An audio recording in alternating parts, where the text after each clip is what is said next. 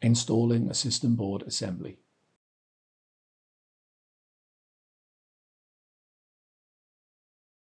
If you are replacing the system I/O board, install the firmware and ROT security module and SD card that were removed from the old system I/O board onto the new system I/O board. To install the system I/O board on the processor board, align the system I/O board with the connector on the processor board and use both hands to slightly insert the system I/O board into the connector. Fasten the screws to secure the system I/O board.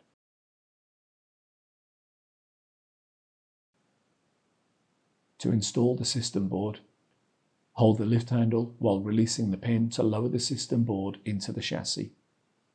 Slide the system board to the rear of the server until it snaps into position. Install the following components on the system board.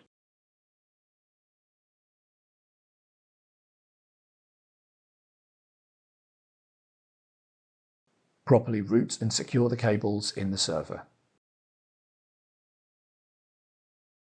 Install the air baffle. Install the top cover.